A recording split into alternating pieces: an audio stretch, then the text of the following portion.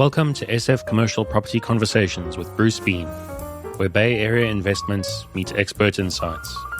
Get ready to unlock the strategies of commercial real estate success. So today we have Chen with us, and Sean was born in China and moved to the East Coast, was educated on the East Coast, and then came out to California and got into real estate, both residential and commercial. So Sean, great to have you. If you could just go through a little history of coming from China and getting into real estate, that would be wonderful. Thank you very much for having me, Bruce. It's really nice to being on this show, and really appreciate the opportunity. So I came to the United States back in 2004, and I was a medical student in NYU, where I spent about 4 years and got my master's degree. And after that, I stayed in the East Coast for about another 4 or 5 years, doing some e-commerce and all kinds of jobs. And I set up a couple of companies of my own. And in 2014. I got a job opportunity, come here at a small tech company, coming back to the West Coast, especially here in Silicon Valley. And I stayed in that company for a couple of years. Then I found myself more interested in interacting with people. So that is why I essentially starting to try, hey, what if I can get in some of my potentials coming up and try to help people in achieving what they like, right? So basically, that's where actually I got myself into real estate.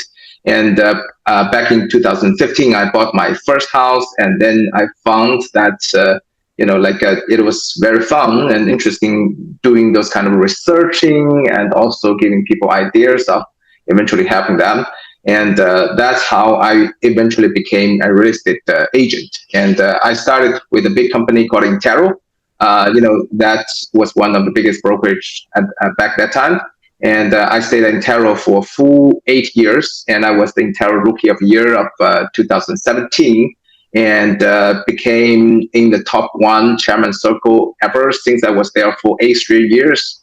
And until in 2022, we eventually, 2024, we eventually left Intero and set up our own team. Brokerage. We are brokerage, but we are also a team. We have about 56 agents. About 70% of them are full-time and very diligent. We give all kinds of trainings and all market updates and strategies, and offer also the methodology and the real case analysis. So that's pretty much what we're doing right now. So tell us a little bit about the real estate company's name. It's got an interesting acronym that you told me about earlier. Yeah, thank you. So our real estate company is called Gaia. It's spelled as G-A-E-A. So the word actually comes the Greek mythology. That is the mother of Zeus and also the goddess of land. So basically, this is actually, we want to associate our company to what people cares in, about land, about home, and their interests, right? And also the 4 letters, actually, if you separate them one by one, it's actually the steps you're going to do to have a successful real estate experience, which is setting up a goal and then starting some analysis and putting a lot of efforts and finally reach your achievement. So that is why we call ourselves Gaia. Oh, that's a beautiful name. So give us a little information about how you coach a young real estate agent. Okay, great. So basically, I think when people get into real estate, it's very, very important for them to understand the essential of the business. You are not getting into a sales business. You're not getting into a sell house business, because so many young professionals, they come to the real estate thinking about, oh, you know what? I have some extra time. I want the freedom of the job, and I'm going to make some extra money by doing that. That's unfortunately wrong. Essentially, in real estate, you're not selling houses. You are selling yourself and your service. This is the very first step that people need to realize. And number 2 is that they need to understand that all the process that eventually they're going to be able to reach out and get a sale actually start from somewhere between 3 to 6 months ago. So that being said, we need to do the prospecting job every day. When I say prospecting, is that you need to make people understand who you are. You need to establish to people who you are and what kind of value you can provide. So that being said, I always sit down with new agents and setting up a goal, a plan. And I always ask this question to them. How many days would you be expecting to work every day being a real estate agent? It's very interesting. Some people are telling me 1 or 2 hours per day because of various reasons. They may be, moms, they may be having another job and everything, right? So the other question is that if you expect to 1 to 2 hours every day and you cannot keep it consistent, how can you expect this job can actually bring you some result, right? So I'm not saying you cannot be a part-time real estate agent, because actually about 30% of companies actually they're part-time. However, we need to set up a day-to-day planning, scheduling, and the discipline. This is very, very important and always something I talk with each and every new agents. So I always sit down with them, set up according to their availability and their goal in real estate. Because everybody's goal in real estate is different. Some people are telling me, I want to be a top producer. I want to do 50 deals a year. No problem. In my career peak as an agent, I've done 93 transactions in a year in 2021. However, some people want to keep their fresh eyes into the industry. They are willing to learn. They are wanting to get it, everything they want. But still, they do not want to indulge, or they do not want to really feel so heavily invested into that. So that being said, we always look at what this person's goal is before we start pushing them. So I call this being very, very personalized way of real estate training. So I'm curious, for a new agent, are you telling them to start cold calling? What's your methodology once they start to discipline their goal? Okay, that's a very good question. And I think this actually checks in with another thing that we have been talking about. And as a matter of fact, cold calling used to be a methodology that most real estate coaches have been talking about in the last, I would say, 20 years also, right? Everybody's thinking of cold calling, door knocking, mailers, flyers, and so forth, right? I'm not saying, first of all, cold calling works. Okay, cold calling works. I'm not saying you should not do cold calling. However, the biggest issue for this is that people do not know how to do the right cold calling. Because whenever you do cold calling, you're interrupting some people because they will maybe at work, they may be with their kids, they may be having dinner or whatever. Then they get a very stranger call asking for money. That's the biggest problem. That's why people hate cold calling, right? It's natural that we want to have people up, right? So I'm telling agents, before you start calling people, put yourself into the call taker's position. Like, what if you take this call? In what circumstances you are willing to even continue 3 minutes or even 30 seconds of a conversation with this guy, right?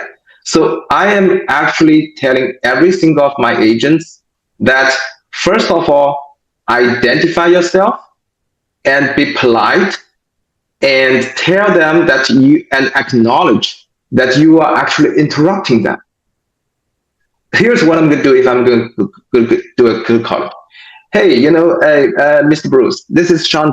I'm a real estate broker from Silicon Valley, and I work at a company called Guy Realty. Am I calling you at a good time, or you're in the middle of something? And some people will say, hey, yeah, I can talk, right? So then I'll start telling them, say, I understand your time is valuable, and I want to let you know that I do not want to take too much of your time. So I'm giving this explanation of my position first to give them space and give them the opportunity to refuse. This is very, very important if actually people want to do cold calling or introduce themselves to some people they're not that familiar with, right? And then I'm going, instead of saying, do you want to buy or sell real estate? I never do that. Never ever try to sell people something before they know you. Instead, ask them, I have something. For example, I never do, if I'm telling people to do cold calling, I never do cold calling. Like your listings get canceled. I'm going to call you to get this canceled listing. Never, because it's not going to work. That's ask for money, right? I do cold calling. I do circle farming because I have a listing in their neighborhood. I have an open house in their neighborhood. I have a new project going on in the neighborhood, and I am sharing the news. When I'm sharing the news to a neighbor, to a prospect, I am giving a piece of information. That information may be useful for you.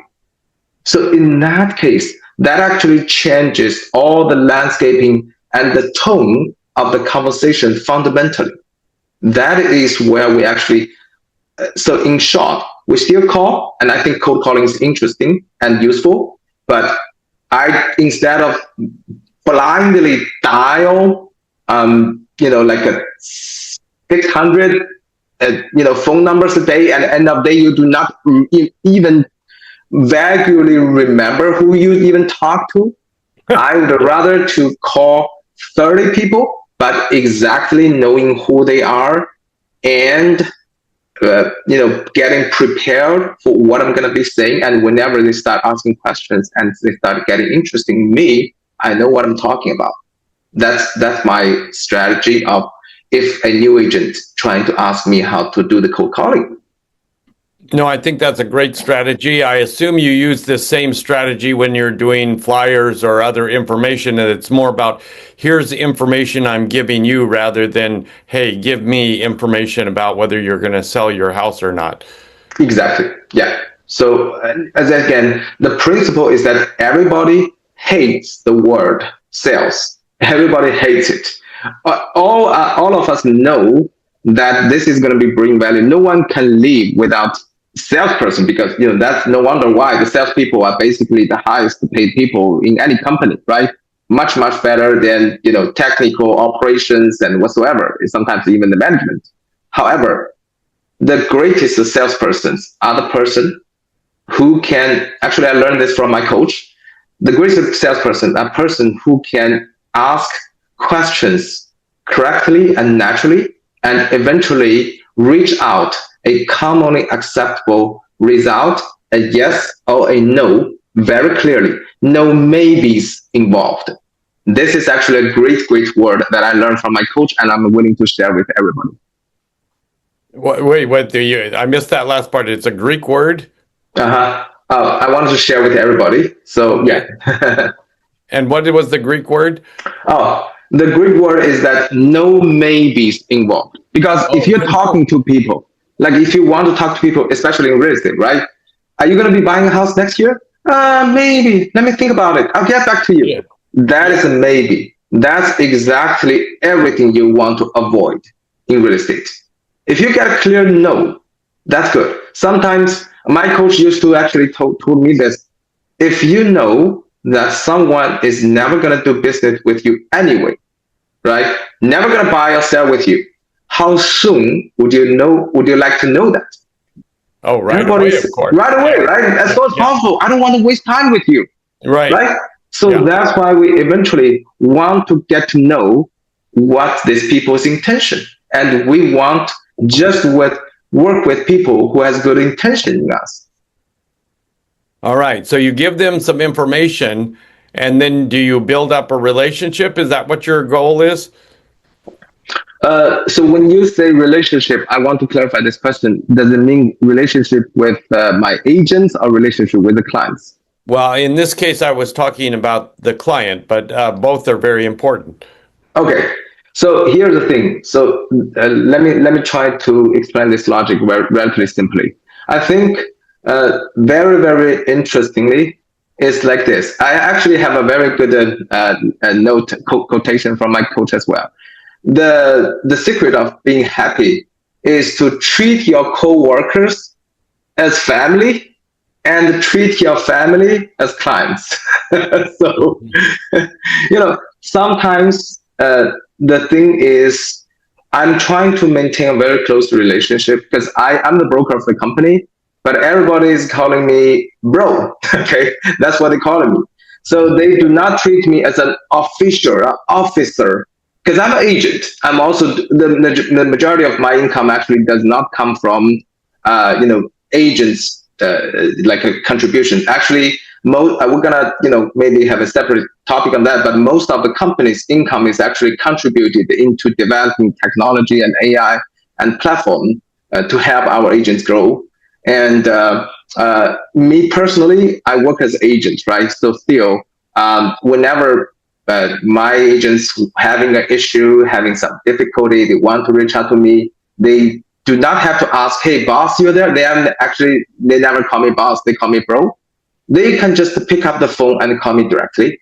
So I think in terms of relationship, this is the kind of relationship you want to start building and tell everybody that, this is, I'm the person you can eventually talk to and reach out at any time you need me. And I think the greatest, real estate agent or salesperson is that the person whenever people think about having their needs, they think about you and they pick up the phone and they reach you. And I think I am always very, very proud of keeping a long-term relationship with my clients in terms of providing them with a gardener, a nanny, a plumber, no matter how many years after they bought or sold the house with me, I'm still there as I call myself a Swiss knife, So yeah, so I'm always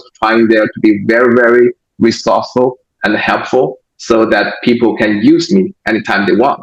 That's how the relationship, and there's no burden of keeping such a relationship. This is actually pretty straightforward and like very, very easy. There's no burden on you. You do not have to send out all kinds of like birthday gifts. You do not have to send out like a Christmas postcards and everything, but just show up at whenever, because I keep myself interact a lot with my clients, on all social medias, Facebook, Instagram, and also Chinese WeChat.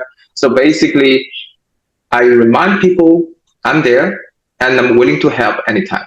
That's my way of keeping the relationship up. So I'm curious, with 56 agents, what's the current market like in your area? So we are based in majority the west side of Silicon Valley, but also we actually have a great, realtors in East Bay. So overall, I'm trying to understand your question as well. Do you mean by market? Do you mean the overall like market condition of real estate, or our company's market share of the whole market? Yeah, I'm just curious about the overall market. Okay, so this year in 2026, we're actually a very, I would say, tumbling market. In the beginning, in January, the market was going up, and then there was the Iranian war, and then like the stock market thing, and then the uncertainty of the Silicon Valley layoffs and so forth, right?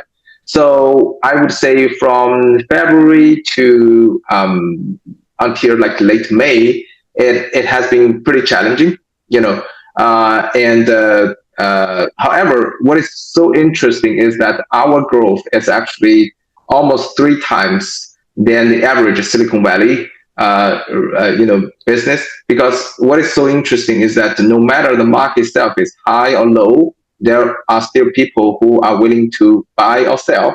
So that being said, we always give people the right attitude and the right mentality getting to the work. So we have been doing pretty well in a challenging market. Yeah. So we're doing pretty well. Yeah. No, it sounds like you're looking forward to expanding your operation. with 56 agents in what, two years or so. That sounds like you're expanding fairly nicely. Yeah, we are ranked number 20 in Bay Area market, and we are for 2020 for last trailing 12 months we are at about 350 million, and we are actually looking to grow this over 500 by the by the year 2027, and eventually going over a billion by 2028. So speaking of your acronym, you've set your goals and you've done your analysis. You're starting to be very effective in achieving your goal, it sounds like. Yes, that's totally. From my understanding, it is not what you expect that determine you. It is what you do every day, your everyday actions, like hold yourself accountable, keep discipline, show up whenever you need to show up. That's pretty much where to get the results where you want to be. So I'm curious, with that many agents, are you integrating AI into your marketing program, into your whole process? Yeah, very much. Actually, a lot of people asking me, "Hey, Sean, with 56 agents, are you going to be able to manage them?" I have to say, I'm super lucky to have about 5 or 6 leaders, namely Cindy and Anton, my co-founders. They are each in the business for over 8 years, and over each of them are over 200 million transactions.